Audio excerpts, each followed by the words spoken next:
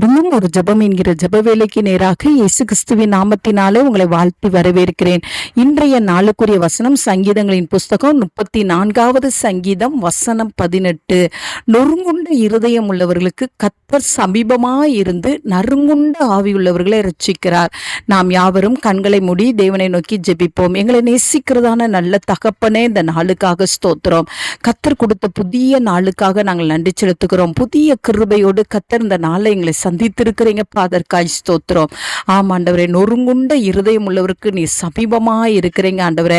இந்த நாள்ல பலவிதமான வேதனைகளினாலையும் பலவிதமான பாடுகளினாலையும் பலவிதமான நெருக்கங்களினாலும் ஆண்டவரே, இருதயத்துல நொறுங்குண்டு போய் இருக்கிற பிள்ளைகளுக்காக நாங்கள் பாரத்தோடு ஜெபிக்கிறோம் சுவாமி. கர்த்தர் உம்முடைய பிள்ளைகளுக்கு சமீபத்திலே இருக்கிறீங்க, அதற்காய் ஸ்தோத்திரம் ஆண்டவரே.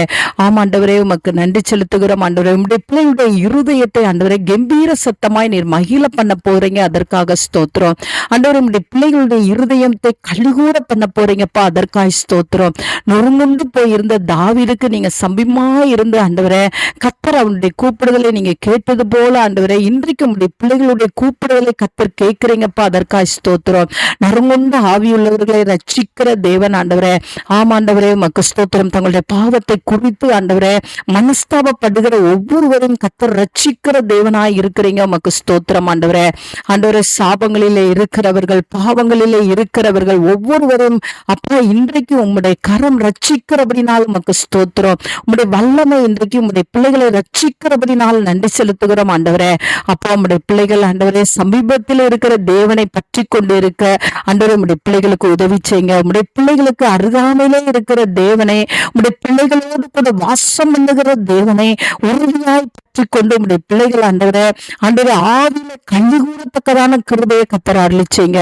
அந்த நல்ல கிருபையை ஊற்றுகிறபடினால் நன்றி. நொறுங்குண்ட இருதயத்தையும் நறுங்குண்ட இருதயத்தையும் கர்த்தர் இன்றைக்கு மாற்றி போடுகிறீங்கப்பா, அதற்காய் ஸ்தோத்திரம். ஆவிலே ஒரு கள்ளி கூறுதல், இருதயத்திலே ஒரு மகிழ்ச்சி, சூழ்நிலைகளிலே ஒரு வெற்றியை கொடுத்து உம்முடைய பிள்ளைகளை சந்தோஷப்படுத்துங்க. இயேசுவின் மூலம் ஜெபிக்கிறேன் நல்ல பிதாவே, ஆமேன், ஆமேன்.